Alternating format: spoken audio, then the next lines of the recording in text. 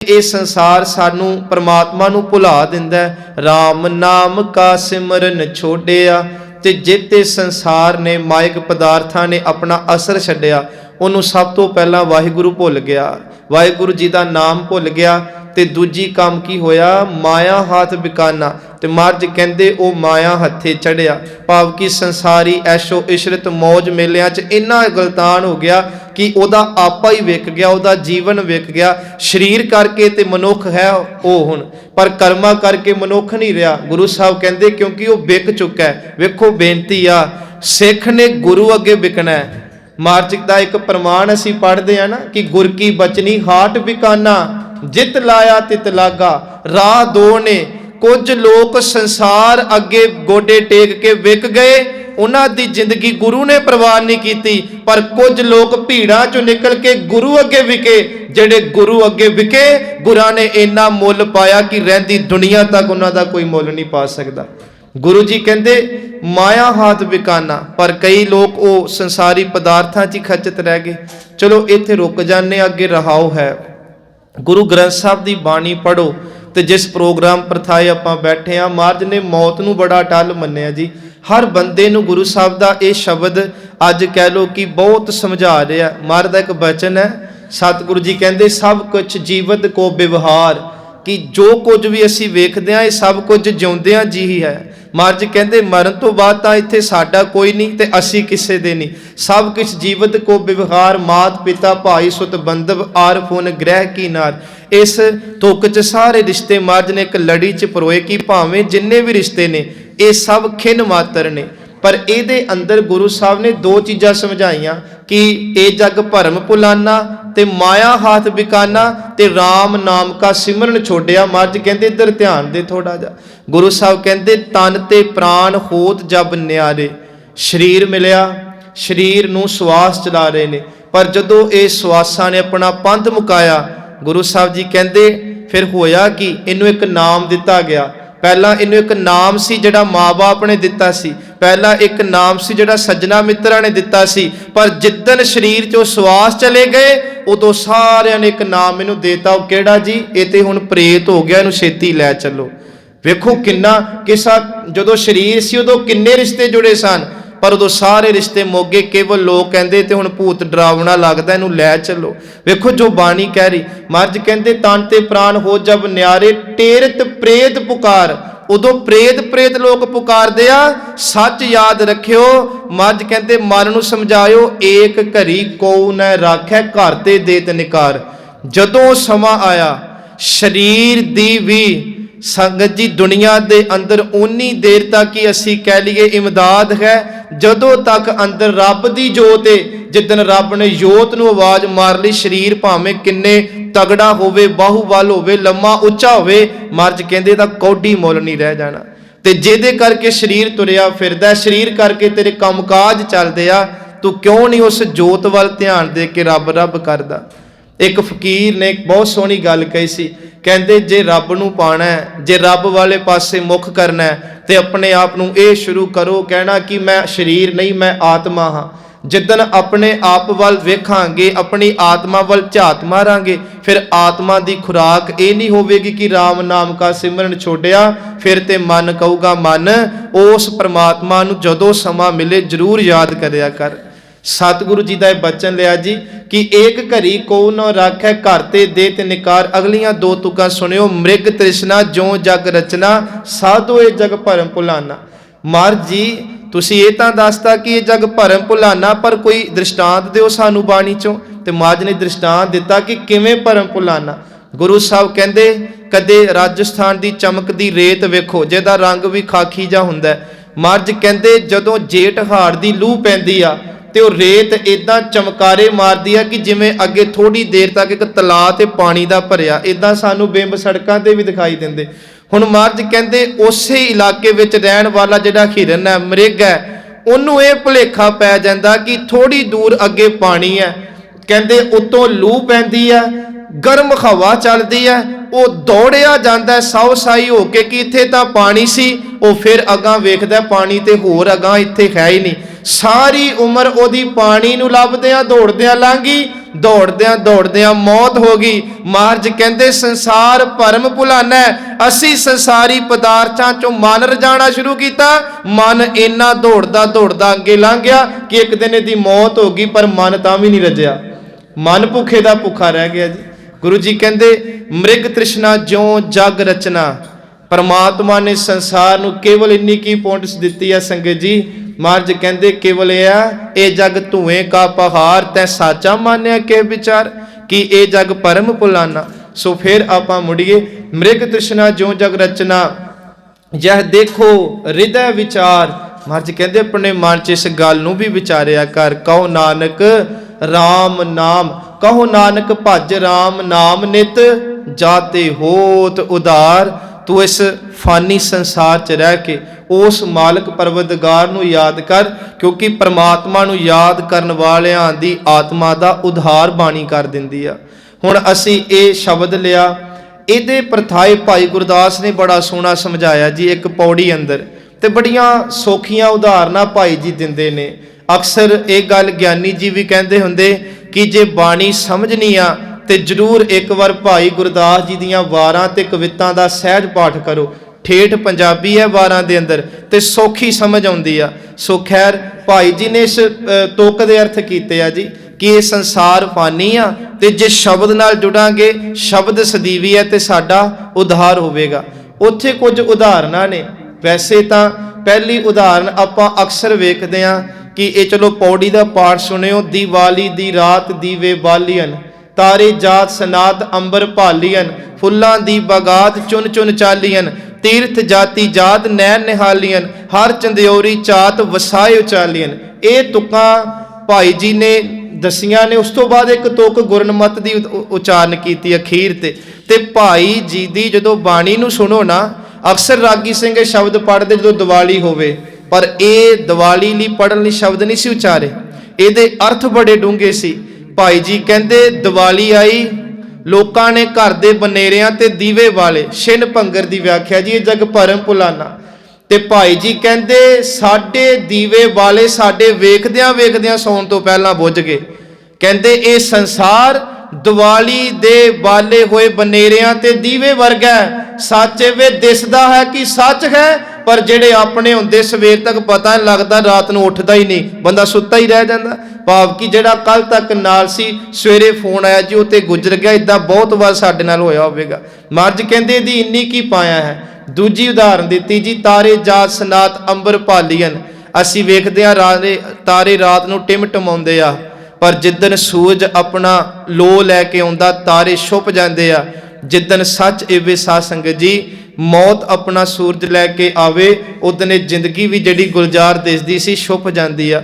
ਤੀਜੀ ਉਦਾਹਰਨ ਦਿੱਤੀ ਭਾਈ ਜੀ ਨੇ ਕਿ ਫੁੱਲਾਂ ਦੀ ਬਗਾਤ ਚੁਨ ਚੁਨ ਚਾਲੀਅਨ। ਅਸੀਂ ਘਰਾਂ ਵਿੱਚ ਜਾਂ ਆਮ ਬਗੀਚਿਆਂ 'ਚ ਵੇਖਦੇ ਆ ਲੋਕ ਫੁੱਲ ਲਾਉਂਦੇ ਆ, ਵਪਾਰ ਕਰਦੇ ਆ, ਪਰ ਫੁੱਲਾਂ ਦਾ ਖੇੜਾ ਕਿੰਨਾ ਸਮਾਂ ਹੁੰਦਾ। ਬਾਣੀ ਨੂੰ ਪੁੱਛੋ ਤੇ ਮਹਾਰਾਜ ਨੇ ਕਿਹਾ ਧਨ ਜੋਬਨ ਅਰ ਫੁੱਲੜਾ ਨਾਠੀ ਅੜੇ ਦਿਨ ਚਾਰ। ਐਵੇਂ 4 ਦਿਨਾਂ ਦਾ ਇਹਨਾਂ ਦਾ ਖੇੜਾ ਏ। ਗੁਰੂ ਜੀ ਕਹਿੰਦੇ ਸਵੇਰ ਤੱਕ ਖਿੜੇ ਸਨ, ਸ਼ਾਮਾਂ ਤੱਕ ਮੁਰਝਾ ਗਏ। ਇਹ ਸੰਸਾਰ ਦੇ ਖੇੜੇ 'ਚ ਭਰਮ ਕੇ ਨਾ ਰਹੀ, ਕਿਉਂਕਿ ਇਹ ਖੇੜੇ ਦਿਸਦੇ ਤਾਂ ਜ਼ਰੂਰ ਨੇ, ਪਰ ਤੇਰਾ ਆਪਾ ਆਤਮਿਕ ਜ਼ਿੰਦਗੀ ਨੂੰ ਫੂਕ ਕੇ ਰੱਖ ਦੇਣਗੇ ਤੇ ਖੁਦ ਇਹ ਖੇੜੇ ਸਦੀਵੀ ਨਹੀਂ ਰਹਿਣੇ। ਚੌਥੀ ਉਦਾਹਰਨ ਭਾਈ ਜੀ ਨੇ ਦਿੱਤੀ, ਤੀਰਥ ਜਾਤੀ ਜਾਤ ਨੈਣ ਨਿਹਾਲੀਅਨ। ਇਹ ਤੀਰਥ ਦੇ ਅਰਥ ਨੇ ਮੇਲੇ। ਅਕਸਰ ਅਸੀਂ ਵਿਸਾਖੀ ਦੇ ਮੇਲੇ ਤੇ ਲਾਗੇ ਚਲੋ ਜਾਂਦੇ ਆ। ਇੱਕ ਉਦਾਹਰਨ ਵਜੋਂ ਸਮਝਿਓ, ਮੇਲਿਆਂ ਤੇ ਬੜੀਆਂ ਭੀੜਾਂ ਹੁੰਦੀਆਂ, ਮੇਲਿਆਂ ਤੇ ਭੱਠੀਆਂ ਤਪਦੀਆਂ ਨੇ, ਮੇਲਿਆਂ ਤੇ ਬੜੇ ਪਕਵਾਨ ਹੁੰਦੇ, ਮੇਲਿਆਂ ਤੇ ਲੋਕ ਭੰਗੂੜੇ ਝੂਟਦੇ ਆ, ਬੜੀ ਆਓ ਜਾਈ। ਪਰ ਸੱਚ ਦੱਸੋ ਮੇਲਾ ਕਿੰਨਾ ਕੁ ਦਿਨ ਦਾ ਹੁੰਦਾ ਜੀ? 1 ਦਿਨ ਦਾ, 2 ਦਿਨ ਦਾ, 3 ਦਿਨ ਦਾ। ਕਹਿੰਦੇ ਜਿਹੜੇ ਮੇਲੇ ਭਰੇ ਸੀ, ਕੁਝ ਦਿਨ ਬਾਅਦ ਉੱਥੇ ਗਏ ਇੱਕ ਬੰਦਾ ਨਹੀਂ ਦਿਸਦਾ। ਇਹ ਸੰਸਾਰ ਮੇਲਾ ਭਰਿਆਂ ਦਾ ਦਿਸਦਾ, ਪਰ ਜਦੋਂ ਅੰਤਰੀਵੀ ਸੁਰਤ ਖੁੱਲਦੀ ਆ ਪਤਾ ਲੱਗੇਗਾ ਸਦੀਵੀ ਇੱਥੇ ਵੀ ਕੋਈ ਨਹੀਂ। ਦੁਨੀਆ ਦੇ ਮੇਲੇ ਵਾਂਗ ਇਹ ਵੀ ਮੇਲਾ ਇੱਕ ਦਿਨ ਉੱਡ ਪੁੱਡ ਜਾਣਾ ਜੀ। ਸਾਡੇ ਮੇਲਿਆਂ ਵਿੱਚ ਦਾਦੇ ਪੜਦਾਦੇ ਆਏ, ਮਾਂ ਬਾਪ ਆਏ, ਸੱਜਣ ਮਿੱਤਰ ਚਾਚੇ ਤਾਏ ਆਏ। ਉਹ ਇਹ ਮੇਲਾ ਵੇਖ ਕੇ ਚਲੇ ਗਏ, ਮੁੜ ਪਤਾ ਨਹੀਂ ਉਹ ਬਹਾਰਾਂ ਕਿੱਧਰ ਉੱਡ ਗਈਆਂ। सतगुरु जी कहते तीर्थ जाति जात नैन निहालियन, संसार नूं वेखण दा जतन कर अपने अंदर दी अख नाल। लास्ट उदाहरण दी जी हर चंदियोरी झात ते अगे सी बचाए उचालियन। वैसे दी व्याख्या बहुत वड्डी है कि एक नगरी जिहड़ी आसमान ते मन्नी जाती, उहदा इह सी कि हरीश चंद्र एक राजा होया, किते समा मिलिया जरूर इहदे बारे विचार करांगे। इन्हें जदों अपना ये बड़ा वड्डा दानी मन्निया गया संगत जी, ते कहंदे इन्हें इन्ना दान कर लिया सी चलो जी कि इनू स्वर्गां विच रहण दा अवसर दिता रब ने। कहंदा नहीं, मेरे नाल मेरी प्रजा भी सारी जाऊगी, सारे जिन्ने पशु पंछी जानवर लोग सारे कहंदे उड़ गया लैके। ये मिथ है हिंदुआं दी, तां करके महाराज ने कहा मिथिहास है। कहंदे हुण इनू हंकार आ गया कि लो जी वड्डे वड्डे ते स्वर्गां नूं जा नहीं सकदे, मेरी ते गदी भी स्वर्गां च जा रही है। ਇਹ ਹੰਕਾਰ ਦਵਾਇਆ ਸੀ ਜਿਹੜਾ ਪ੍ਰਮਾਤਮਾ ਦਾ ਦੂਤ ਹੁੰਦਾ, ਜਿਹਨੂੰ ਨਾਰਾਇਣ ਕਿਹਾ ਜਾਂਦਾ ਇਹਨਾਂ ਦੇ ਇਤਿਹਾਸ 'ਚ। ਉਹ ਹੁੰਦਾ ਹੀ ਇਸੇ ਕੰਮ ਲਈ ਸੀ, ਉਹਨੇ ਦੇਵਤਿਆਂ ਦੈਂਤਾਂ ਦੀ ਲੜਾਈ ਕਰਾਉਣੀ ਜਾਂ ਬੰਦੇ ਨੂੰ ਭਰਮਾ ਦੇਣਾ। ਇਹਨੇ ਹੰਕਾਰ ਕੀਤਾ ਤੇ ਕਹਿੰਦੇ ਇਹਦੀ ਜਿਹੜੀ ਨਗਰੀ ਸਵਰਗਾਂ ਨੂੰ ਜਾ ਰਹੀ ਸੀ ਪ੍ਰਮਾਤਮਾ ਨੇ ਥੱਲੇ ਸੁੱਟਦੀ। ਥੱਲੇ ਆਉਂਦਿਆਂ ਆਉਂਦਿਆਂ ਦੇ ਮਨ 'ਚ ਆਇਆ कि परमात्मा मैनू बख्श लै, मैं अपने कीते दा हंकार किया। कहते जिथे अरदास की उत्थे नगरी अज भी भड़कती पई है। इन्हां दा इतिहास मन्निया जांदा।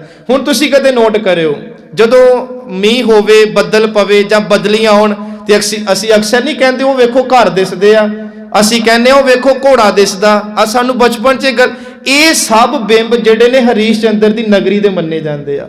सो खैर महाराज कहंदे है, लोग कहंदे पर देखी किसे नहीं। ये संसार है जरूर पर सच है। महाराज दी बाणी कहंदी आ कि आओ उस सदीवी सच नाल जुड़िए जी। ढंडोलिम ढूंढिम डिठ मैं ए जग, नानक जग धुएं का तवलखर। सो विचार नूं नेड़े करिए थोड़ा जा कि अखीर ते वेखो भाई जी ने उदाहरणा दे के क्या गुरमुख सच फल दात शब्द संभालियन। कहंदे ये सब कुछ आऊगा चलिया जाऊगा पर तू गुरमुख बन, गुरु दा प्यारा बन, शब्द नूं साम। ये शब्द जिहड़ा है सदीवी तेरे कोल ते तेरे नाल रहण वाला है। इस नाम नाल जुड़। असी जो ये प्रोग्राम करते पे हाँ, एक बड़ी प्यारी उदाहरण गाथा जी साडे विद्वान अक्सर कोट करदे आ किताबां च, ये समझण दे लई आ मनुखा जीवन च। कहंदे एक बादशाह सी ते बड़ा लंबा समा उन्हें राज किया। उहदे 3 पुत्तर सी अगे। अक्सर तुहानूं पता है पिता दे जिन्ने बच्चे होवन ते जिन्नी उन्होंने पैली जमीन जां जिन्ना भी पैसा धेला हुंदा वो तिन्हां च वंडिया जांदा है। हुण राजा ये चाहुंदा सी कि जे राज वंडिया गया राज दे टोटे हो जाने ते राज छोटा हो जाएगा, दूजियां ताकतां ने फिर टुकड़े राजां दे उत्ते आके हमले कर लेने। क्यों ना होवे एक पुत्तर नूं राज दिता जावे ते जिहड़े 2 ने वो लड़ाई ना पाउण, वो भी सहमत हो जाण। हुण वो राजा बजुर्ग हो गया, उन्हें अपने वजीर नूं सद्दिया, कहण लगा तू मेरे नाल बहुत लंबा समा गुजारिया, मैं तेरे सामने एक हुणे रखी आ कि मैं राज एक बच्चे नूं देना है ते जे मैं देता ते बितकरा हो जाऊगा, तू दस राज किनू दईए। वजीर भी सियाणा सी कि मैं अपने ते गल ना लियावां। वो कहंदा राजन मैनू समझण दा 2 दिन का वक्त दिता जाए। समा दिता गया। वजीर ने 3 बच्चे इकट्ठे कर ले। ध्यान नाल सुनियो। कहंदे 3 राजे दे पुत्तर आए। वजीर ने पहली गल ये कही कि जे तुहाडे राज दे कोई टुकड़े करे ते तुहानू किवें दा लगूगा। 3 बच्चियां ने कहा सी ओहदे टुकड़े कर देंगे जो तुहाडे राज दे टुकड़े करेगा। वेखो वजीर ने पहला एक गल रखा ली। दूजी फिर उन्होंने गल कही कि तुहाडे पिता जी बजुर्ग हो गया, वो चाहते आ मेरे जिउंदियां जी कोई एक बंदा साडे राज दे तखत ते बैठे। तिन्ने तुसी जोग हो पर तुहाडी एक परख कीती जानी है क्योंकि राज गद्दी ते केवल एक बह सकदा। तिन्हां ने हामी भरी। वजीर ने कहा तुहानू 1 हफ्ते का समा नाल एक 100 रुपए का नोट दिता जाऊगा। गल पुरानी सी ते वो कहंदे तुसी 1 हफ्ते दे विच इस 100 रुपए के नोट नाल अपने महल नूं भरना है। बेनती ध्यान नाल सुनियो। जेड़ा भर दूगा उन्होंने ये जेड़ा सी राज भाग दिता जाऊ। तिन्हां ने शर्त मंजूर कर ली। तीनों जाने अपने अपने हुण हरमा च अपने अपने महलों च चले गए। अक्सर हर राजे दे बच्चे दे अगे मित्र हुंदे आ, उन्हां दे एहलकार सलाहकार हुंदे आ जदों उन्होंने कोई मुहिम तोरनी।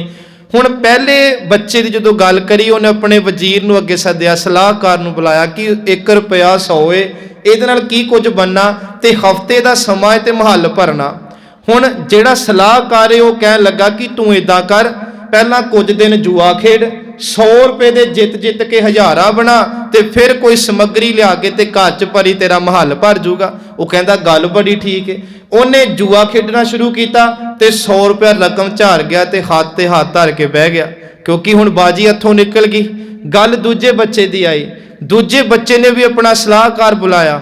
ਉਹਨੇ ਵੀ ਆਪਣੇ ਸਲਾਹਕਾਰ ਨੂੰ ਪੁੱਛਿਆ ਕੀ ਕਰਾਂ। ਹੁਣ ਇਹ ਸਲਾਹਕਾਰ ਨਸ਼ੇੜੀ ਸੀ ਹੱਥ ਦਾ। ਕਹਿੰਦਾ ਕਰਨਾ ਕੀ ਆ, ਰੁਪਈਆ 100 ਤੇਰੇ ਕੋਲੇ, ਆਪਣੇ ਰਾਜ ਦੇ ਜਿੰਨੇ ਭੰਗੀ ਨੇ ਨਸ਼ੇੜੀ ਨੇ ਇਕੱਠੇ ਕਰ ਤੇ ਆਪਣੇ ਜਿੰਨਾ ਵੀ ਤੇਰੇ ਰਾਜ ਦਾ ਗੰਦ ਕੂੜਾ ਲਿਆ ਕੇ ਸਾਰਾ ਮਹੱਲਾ ਸੁੱਟ ਦੇ, ਮਹੱਲ ਹੀ ਭਰਨੇ। ਉਹ ਕਹਿੰਦੇ ਗੱਲ ਤਾਂ ਬੜੀ ਵਧੀਆ। ਉਹਨੇ ਇਦਾਂ ਹੀ ਕੀਤਾ ਜੀ, ਜੋ ਆਪਣੇ ਮਾੜੇ ਮੋਟੇ ਬੰਦੇ ਇਕੱਠੇ ਕੀਤੇ, ਸਸਤੇ ਲੱਭੇ ਤੇ ਜਿੰਨਾ ਗੰਦ ਕੂੜਾ ਸੀ ਉਹ ਲਿਆ ਕੇ ਮਹੱਲਾਂ 'ਚ ਭਰ ਲਿਆ। ਤੀਜੇ ਦੀ ਵਾਰੀ ਆਈ। ਇਹਨੇ ਵੀ ਆਪਣਾ ਸਲਾਹਕਾਰ ਬੁਲਾਇਆ। ਕਹਿਣ ਲੱਗਾ ਹਫ਼ਤੇ ਦਾ ਸਮਾਂ ਤੇ 100 ਰੁਪਏ ਦਾ ਮਹੱਲ ਭਰਨਾ। ਧਿਆਨ ਨਾਲ ਸੁਣਿਓ। ਹੁਣ ਇਹਦਾ ਸਲਾਹਕਾਰ ਕਹਿਣ ਲੱਗਾ 99 ਰੁਪਏ ਆਪਣੇ ਬਾਪੂ ਨੂੰ ਮੋੜ ਦੇ, ਮੈਂ ਰੁਪਈਏ ਨਾਲ ਹੀ ਤੇਰਾ ਮਹੱਲ ਭਰ ਦਿਆਂਗਾ। ਭਰਾਂਗਾ ਵੀ ਉਦੋਂ ਜਦੋਂ ਤੇਰਾ ਬਾਪੂ ਮਹੱਲ ਦੇ ਅੰਦਰ ਐਂਟਰ ਕਰੂਗਾ। ਉਹ ਕਹਿਣ ਲੱਗਾ ਤੂੰ ਕਿਹੋ ਜੀਆਂ ਗੱਲਾਂ ਕਰਦਾ ਕਿ ਜਦੋਂ ਬਾਪੂ ਆਊਗਾ ਉਦੋਂ ਤੂੰ ਮਹੱਲ ਭਰੇਗਾ ਤੇ ਭਰੇਗਾ ਵੀ ਰੁਪਈਏ ਨਾਲ। ਕਹਿੰਦਾ ਬਿਲਕੁਲ ਜੋ ਮੈਂ ਤੈਨੂੰ ਕਿਹਾ ਉਹ ਸੱਤ ਹੈ। ਸਮਾਂ ਹਫ਼ਤੇ ਦਾ ਲੰਘ ਗਿਆ। ਤਿੰਨੋਂ ਰਾਜਿਆਂ ਦੇ ਬੱਚਿਆਂ ਦੀ ਪਰਖ ਹੋਣੀ ਆ। ਪਹਿਲਾਂ ਵੱਡੇ ਕੋਲ ਰਾਜਾ ਜਾਂਦਾ ਵਜ਼ੀਰ ਨੂੰ ਨਾਲ ਲੈ ਕੇ। ਕਹਿੰਦਾ ਦੱਸੋ ਮਹੱਲ ਭਰਨ ਨੂੰ ਕਿਹਾ ਸੀ। ਨੀਵੀਂ ਪਾ ਕੇ ਕਹਿਣ ਲੱਗਾ ਰਾਜਨ ਪਿਤਾ ਜੀ ਮੈਂ 100 ਰੁਪਇਆ ਜੂਏ 'ਚ ਹਾਰ ਗਿਆ, ਮੈਂ ਤੁਹਾਡੇ ਇਸ ਰਾਜ ਦੇ ਕਾਬਿਲ ਨਹੀਂ। ਦੂਜੇ ਕੋਲ ਗਏ ਤੇ ਉਹਨੇ ਵੀ ਜਦੋਂ ਵੇਖਿਆ ਮਹੱਲ ਸਾਰਾ ਹੀ ਗੰਦ ਕੂੜੇ ਨਾਲ ਭਰਿਆ ਤੇ ਕਿੰਨਾ ਕੁ ਭਰ ਜਾਣਾ ਸੀ, ਉਥੋਂ ਵੀ ਨਿਰਾਸ਼ ਹੋ ਕੇ ਰਾਜਾ ਤੀਸਰੇ ਛੋਟੇ ਕੋਲ ਗਿਆ। ਹੁਣ ਇਹਦੇ ਵਜ਼ੀਰ ਨੇ ਇੱਕ ਤਿਆਰੀ ਕੀਤੀ ਸੀ, ਮਹੱਲ ਭਰਨਾ ਸੀ ਨਾ। ਤਿਆਰੀ ਇਹ ਕੀਤੀ ਸੀ ਕਿ ਜਿੰਨੇ ਛੱਤ ਦੇ ਕਹਿ ਲੋ ਕਿ ਬਨੇਰੇ ਸੀ, ਘਰ ਦੇ ਦਰਵਾਜ਼ੇ ਸੀ, ਭਿੱਤਾਂ ਸਨ, ਉੱਥੇ ਦੀਵਿਆਂ 'ਚ ਤੇਲ ਪਾ ਕੇ ਰੱਖਤਾ, ਜੋਤ ਰੱਖਦੀ ਤੇ ਅਤਰ ਹੱਥ 'ਚ ਫੜਾਤੇ ਸਿਪਾਹੀਆਂ ਦੇ। ਜਦੋਂ ਰਾਜੇ ਨੇ ਗੇਟ 'ਚ ਐਂਟਰੀ ਕੀਤੀ ਕਹਿੰਦਾ ਸਾਰੇ ਦੀਵੇ ਬਾਲ ਦਿਓ, ਰੋਸ਼ਨ ਕਰ ਦਿਓ ਮਹੱਲ ਨੂੰ ਤੇ ਅਤਰ ਸੁਗੰਧੀ ਨਾਲ ਮਹੱਲ ਸਾਰਾ ਹੀ ਭਰ ਦਿਓ। ਵੇਖੋ ਸਾਰਾ ਮਹੱਲ ਭਰਿਆ ਗਿਆ ਤੇ ਬਾਪ ਖੁਸ਼ ਹੋ ਗਿਆ। ਅਸਲ 'ਚ ਰਮਜ ਹੈ ਇੱਕ ਗਾਥਾ ਨੂੰ ਸੁਣਾਉਣ ਵਾਲੇ ਦੀ। ਪਹਿਲੀ ਉਸ ਮਨੁੱਖ ਦੀ ਕਹਾਣੀ ਆ ਜਿਹਨੂੰ ਕੀਮਤੀ ਜਨਮ ਕਰੋੜਾਂ ਤੋਂ ਵੀ ਵੱਧ ਮਿਲਿਆ, ਪਰ ਸੱਚ ਏਵੇ ਉਸ ਨੇ ਇਸ ਮਾਇਆ ਹਾਥ ਬਿਕਾਨਾ, ਮੈਂ ਵਿਸ਼ੇ ਤੋਂ ਬਾਹਰ ਨਹੀਂ ਗਿਆ, ਉਹਨੇ ਸੰਸਾਰੀ ਧੰਦਿਆਂ 'ਚ ਪੈ ਕੇ ਜਨਮ ਜੂਏ ਦੀ ਖੇਡ ਝਾਰਤਾ। ਉਹ ਰਾਜੇ ਦੇ ਪੁੱਤ ਦੀ ਕਹਾਣੀ ਨਹੀਂ, ਸਾਡੇ ਵਰਗੇ ਕਈ ਮਨੁੱਖਾਂ ਦੀ ਕਹਾਣੀ ਆ ਜਿਸ ਨੇ ਪ੍ਰਮਾਤਮਾ ਕੋਲੋਂ ਕੀਮਤੀ ਸਮਾਂ ਲਿਆ। ਦੂਸਰਾ ਉਹ ਮਨੁੱਖੇ ਸੰਸਾਰ ਤੇ ਜਿਹਨੇ ਆਪਣੀ ਕੀਮਤੀ ਜ਼ਿੰਦਗੀ ਨੂੰ ਨਸ਼ੇੜੀਆਂ ਭੰਗੀਆਂ ਨਾਲ, ਸੱਚ ਵੇ ਨਸ਼ੇ ਦੇ ਆਦੀ ਹੋ ਕੇ ਆਪਣੀ ਜ਼ਿੰਦਗੀ ਨੂੰ, ਜਿਵੇਂ ਦੂਜੇ ਪੁੱਤ ਨੇ ਆਪਣੇ ਘਰ 'ਚ ਗੰਦ ਕੂੜਾ ਭਰਿਆ, ਅਸੀਂ ਵੀ ਨਸ਼ੇ ਦੇ ਆਦੀ ਹੋ ਕੇ ਆਪਣੇ ਜਿਸਮ 'ਚ ਗੰਦ ਪਾਉਂਦੇ ਆ। ਮਨੁੱਖਾ ਜਨਮ ਦੀ ਬਾਜੀ ਅਸੀਂ ਵੀ ਹਾਰ ਜਾਂਦੇ ਆ। ਤੀਜਾ ਦ੍ਰਿਸ਼ਟਾਂਤ ਕੀ, ਇੱਕ ਸੀ ਉਹਨੇ ਦੀਵਾ ਬਾਲਿਆ, ਦੀਵਾ ਪ੍ਰਕਾਸ਼ ਕਰਦਾ, ਪ੍ਰਕਾਸ਼ ਨਾਲ ਮਹੱਲ ਭਰਿਆ। ਉਹਨੇ ਅਤਰ ਸੁੱਟੇ, ਅਤਰ ਨਾਲ ਸੁਗੰਧਿਤ ਉਹਦਾ ਮਹੱਲ ਹੋਇਆ। ਜਿਨ੍ਹਾਂ ਦੇ ਅੰਦਰ ਸ਼ਬਦ ਦਾ ਦੀਵਾ ਬਲੇ ਉਹਨਾਂ ਦੀ ਜ਼ਿੰਦਗੀ 'ਚ ਰੋਸ਼ਨੀ ਰੱਬ ਲੈ ਕੇ ਆਉਂਦਾ ਹੈ, ਤੇ ਜਿਨ੍ਹਾਂ ਨੂੰ ਸ਼ਬਦ ਦਾ ਗੁਣ ਮਿਲੇ ਉਹਨਾਂ ਦੀ ਜ਼ਿੰਦਗੀ 'ਚ ਗੁਣਾਂ ਦੀ ਖੁਸ਼ਬੂ ਆਉਂਦੀ ਆ। ਉਹਨਾਂ ਦੇ ਰਾਜ ਹਮੇਸ਼ਾ ਚੜ੍ਹਦੀ ਕਲਾ 'ਚ ਰਹਿੰਦੇ ਆ। ਇਹ ਗਾਥਾ ਹੈ। ਮਹਾਰਾਜ ਕਹਿੰਦੇ ਵੇਖੋ ਅਸੀਂ ਕਿਸ ਕੈਟਾਗਰੀ 'ਚ ਆ ਕਿ ਅਸੀਂ ਬਾਜੀ ਤੇ ਨਹੀਂ ਹਾਰਦੇ, ਕਿ ਕੌਡੀ ਬਦਲਿਆ ਜਾਏ ਵਾਲਾ ਸਾਹਿਬ ਤੇ ਨਹੀਂ, ਕਿਤੇ ਆਪਾ ਤੇ ਨਹੀਂ ਕਹੇ ਨਾਨਕ ਜਿਨ ਸੱਚ ਤਜਿਆ, ਕੂੜੇ ਲਾਗੇ ਤੇ ਨਹੀਂ ਜਨਮ ਜੂਏ ਹਾਰਿਆ। ਪਰ ਮਹਾਰਾਜ ਕਹਿੰਦੇ ਕਿਤੇ ਗੁਰੂ ਕਿਰਪਾ ਕਰੇ ਜੀ, ਸੱਚ ਏਵੇ ਗੁਰ ਦਾਤਾ ਗੁਰ ਖਿਵੈ ਕਰ, ਗੁਰ ਦੀਪਕ ਤੇ ਲੋਏ ਅਮਰ ਪਦਾਰਥ, ਨਾਨਕਾ ਮਨ ਮਾਨਿਆ ਸੱਚ ਹੋਏ। ਸੱਚ ਗੁਰੂ ਦੀ ਬਾਣੀ ਦਾ ਇੱਕ ਪ੍ਰਮਾਣ ਦੇ ਕੇ ਸਮਾਪਤੀ ਹੈ ਜੀ। ਮਹਾਰਾਜ ਕਹਿੰਦੇ ਸਤਿਗੁਰ ਸ਼ਬਦ ਉਜਾਰੋ ਦੀਪਾ, ਆਪਣੇ ਅੰਦਰ ਬਾਣੀ ਦਾ ਦੀਵਾ ਬਾਲੀਏ ਭਾਈ। ਸਤਿਗੁਰ ਸ਼ਬਦ ਉਜਾਰੋ ਦੀਪਾ, ਬਿਰਸ ਅੰਧਕਾਰ ਤੇ ਮੰਦਰ ਰਤਨ ਕੋਠੜੀ ਖੁੱਲੀ ਅਨੂਪਾ। ਸੋ ਇਹ ਹੈ ਅੱਜ ਜੋ ਅਸੀਂ ਵਿਚਾਰ ਲਈ। ਮਹਾਰਾਜ ਕਹਿੰਦੇ ਰਹਿਣਾ ਸੰਸਾਰ 'ਚ, ਪਰ ਇਸ ਮਾਇਆ ਦੇ ਹੱਥੋਂ ਵਿਕਣਾ ਨਹੀਂ, ਇਹਨੂੰ ਹਰਾਉਣਾ ਆਏ ਸਿੱਖ ਨੇ। ਗੁਰੂ ਸਾਹਿਬ ਕਹਿੰਦੇ ਹਾਰਾ ਤਾਂ ਸਕਦੇ ਆ ਜੇ ਕੁੰਡਾ ਸ਼ਬਦ ਦਾ ਨਾਲ ਲੈ ਕੇ ਤੁਰਾਂਗੇ। ਰਹਾਓ ਮਾਤ ਪਿਤਾ ਭਾਈ ਸੁਤ ਬਣਤਾ, ਤਾਕੈ ਰਸ ਲਪਟਾਨਾ। ਪਰ ਮਾਇਆ ਦੇ ਹੱਥੇ ਚੜਿਆ ਬੰਦਾ ਇਹਨਾਂ ਸ਼ਰੀਰਾਂ ਦੇ ਰਸ 'ਚ ਹੀ ਰਹਿੰਦਾ ਜੀ। ਜੋਬਨ ਧਨ ਪ੍ਰਭਤਾ ਕੈ ਮਦ ਮੈਂ, ਕੁਝ ਨਸ਼ੇ ਬਾਜ਼ਾਰ ਚੋਂ ਖਰੀਦ ਕੇ ਬੰਦਾ ਸਰੀਰ ਚ ਪਾਉਂਦਾ ਹੈ, ਪਰ ਕੁਝ ਨਸ਼ੇ ਬੰਦੇ ਨੂੰ ਅੰਦਰੋਂ ਫਰੀ ਦੇ ਹੀ ਮਿਲਦੇ ਆ। ਉਹ ਹੈ ਜੋਬਨ ਦਾ ਨਸ਼ਾ। ਕਈਆਂ ਨੂੰ ਆਪਣੇ ਸੁਪਨ ਦਾ ਹੀ ਬੜਾ ਨਸ਼ਾ ਹੁੰਦਾ ਹੈ। ਉਹ ਨਾ ਆਪਣੇ ਵੱਡਿਆਂ ਅੱਗੇ ਝੁਕਦੇ ਆ ਤੇ ਨਾ ਕਦੇ ਗੁਰੂ ਮੁਰਸ਼ਦ ਅੱਗੇ ਝੁਕਦੇ। ਤੇ ਦੂਜਾ ਨਸ਼ਾ ਹੈ ਜੀ ਪ੍ਰਭਤਾ ਦਾ। ਜਿਹੜੇ ਬੰਦੇ ਨੂੰ ਚਾਰ ਜਾਣੇ ਸਲਾਮਾਂ ਕਰਨ ਆ ਜੀ, ਉਹਦੇ ਹੱਥ 'ਚ ਜਪਜੀ ਦੀ ਪੋਥੀ ਆਣੀ ਬੜੀ ਔਖੀ ਖੇਡ ਜੇ। ਇਹ ਦੁਨੀਆ ਦਾ ਸੱਚ ਹੈ, ਮਹਾਰਾਜ ਨੇ ਪੇਸ਼ ਕੀਤਾ। ਤੇ ਧਨ ਦਾ ਵੀ ਇੱਕ ਨਸ਼ਾ ਹੈ। ਹੁਣ ਇਹ ਨਸ਼ੇ ਕਿਤੇ ਬਾਜ਼ਾਰ ਚੋਂ ਲੈਣ ਜਾਣੇ ਪੈਂਦੇ ਨਾ, ਇਹ ਸਾਡੇ ਅੰਦਰ ਹੀ ਆ ਜਾਂਦੇ। ਕੋਈ ਹੈ ਸੱਚ ਜਿਹੜਾ ਇਹਨਾਂ ਵਿੱਚ ਰਹਿ ਕੇ ਵੀ ਸ਼ੁਕਰ ਗੁਰੂ ਨਾਨਕ ਦਾ ਕਰੇ, ਅਹਨਿਸ ਰਹਿ ਦੀਵਾਨਾ। ਮਹਾਰਾਜ ਕਹਿੰਦੇ ਜਿਵੇਂ ਦੁਨੀਆ ਦਾ ਨਸ਼ਾ ਕੋਈ ਬੰਦਾ ਕਰੇ, ਲੋਕ ਉਹਨੂੰ ਕਮਲਾ ਸ਼ੁਦਾਈ ਕਹਿੰਦੇ ਆ। ਜਿਹਨੂੰ ਇਹ ਨਸ਼ੇ ਲੱਗ ਜਾਣ ਉਹਨੂੰ ਬਾਣੀ ਵਿੱਚ ਲੋਕ ਕਮਲਾ, ਸਤਿਗੁਰੂ ਕਮਲਾ ਕਹਿੰਦੇ। ਬਿਨ ਨਾਮੈ ਸਤਿਗੁਰੂ ਜੀ ਕਹਿੰਦੇ ਨਾ, ਸਤਿਗੁਰੂ ਜੀ ਕਹਿੰਦੇ ਸਾਰਾ ਸੰਸਾਰ ਹੀ ਕਮਲਿਆਂ ਦਾ। ਸੋ ਦੀਨ ਦਿਆਲ ਸਦਾ ਦੁਖ ਭੰਜਨ, ਤਾਸਿਓ ਮਨ ਨਾ ਲਗਾਨਾ। ਉਸ ਵਾਹਿਗੁਰੂ ਨਾਲ ਕਦੇ ਮਨ ਨਹੀਂ ਲਾਇਆ ਜੋ ਪਾਤਰ ਅੱਜ ਸਿਰਜਿਆ ਗੁਰੂ ਤੇਗ ਬਹਾਦਰ ਜੀ ਨੇ, ਜਿਹੜਾ ਦੀਨ ਦਿਆਲ ਦਾ ਸਦਾ ਦੁਖ ਭੰਜਨ ਸੀ। ਅਖੀਰ ਤੇ ਮਹਾਰਾਜ ਨੇ ਸੰਗਤ ਜੀ ਜਗ ਮੈਂ ਉਤਮ ਕਾਢੀਐ ਵਿਰਲੇ ਕੇਈ ਕੇ, ਕੋਟਨ ਮੈਂ ਨਾਨਕ ਕੋ ਨਾਰਾਇਣ ਜਿਹ ਚੀਤ। ਗੁਰੂ ਜੀ ਕਹਿੰਦੇ ਹੈਨ ਵਿਰਲੇ ਨਾਹੀ ਕਨੇ ਫੈਲ ਫੱਕੜ ਸੰਸਾਰ। ਹੈਗੇ ਨੇ ਵਿਰਲੇ ਜਿਹੜੇ ਅੱਜ ਵੀ ਇਸ ਸੰਸਾਰ ਦੀਆਂ ਪਰਿਵਾਰ ਦੀਆਂ ਜ਼ਿੰਮੇਵਾਰੀਆਂ ਨਿਭਾ ਰਹੇ ਨੇ ਤੇ ਨਾਲ ਆਪਣੇ ਗੁਰੂ ਨੂੰ ਹਿਰਦੇ 'ਚ ਵਸਾ ਕੇ ਸਵਾਸ ਮਾਰ ਰਹੇ ਨੇ। ਉਹਨਾਂ ਨੂੰ ਮਹਾਰਾਜ ਕਹਿੰਦੇ ਜਨ ਨਾਨਕ ਕੋਟਨ ਮੈਂ ਕਿਨਹੂ। ਕੋਟਨ ਸ਼ਬਦ ਹੈ ਕਰੋੜਾਂ ਵਿੱਚੋਂ ਕੋਈ ਇੱਕ ਅੱਧਾ। ਗੁਰਮੁਖ ਹੋਏ ਪਛਾਨਾ, ਜਿਨ੍ਹਾਂ ਨੇ ਗੁਰੂ ਦੇ ਮਾਰਗ ਤੇ ਚੱਲ ਕੇ ਮੁੱਖ ਗੁਰੂ ਵੱਲ ਕਰਕੇ ਉਸ ਸੱਚ ਨੂੰ ਪਹਿਚਾਨ ਲਿਆ ਜੀ। ਉਹ ਸੱਚ ਕੀ ਸੀ ਕਿ ਜਗ ਭਰਮ ਭੁਲਾਨਾ। ਉਹ ਸੱਚ ਸੀ ਮਾਇਆ ਹਾਥ ਵਿਕਾਨਾ। ਉਹ ਸੱਚ ਸੀ ਕਿ ਦੁਨੀਆ ਦੀ ਪ੍ਰਭਤਾ ਨਸ਼ੇ ਨਾਲ ਨਹੀਂ ਜੁੜਨਾ, ਹਮੇਸ਼ਾ ਨਿਮਰਤਾ ਦੀ ਜ਼ਿੰਦਗੀ ਭੋਗ ਕੇ ਤੇ ਉਸ ਵਾਹਿਗੁਰੂ ਜੀ ਦੇ ਚਰਨਾਂ ਦੇ ਭੋਰੇ ਬਣੇ ਰਹਿਣਾ। ਸੋ ਗੁਰੂ ਰਹਿਮਤ ਵਰਤਾਏ। ਵਿਚਾਰਾਂ ਕਰਦਿਆਂ ਬੇਅੰਤ ਭੁੱਲਾਂ ਹੁੰਦੀਆਂ ਨੇ। ਆਪ ਸੰਗਤ ਗੁਰੂ ਬਖਸ਼ਣ ਜੋਗ ਹੈ। ਅਰਦਾਸ ਕਰਨੀ ਜੀ, ਕਥਾ ਕਰਨ ਦੀ ਸੁਮਤ ਗੁਰੂ ਬਖਸ਼ਣ। ਬੁਲਾਓ ਫਤਿਹ। ਵਾਹਿਗੁਰੂ ਜੀ ਕਾ ਖਾਲਸਾ, ਵਾਹਿਗੁਰੂ ਜੀ ਕੀ ਫਤਿਹ। ਸਤਿਨਾਮ।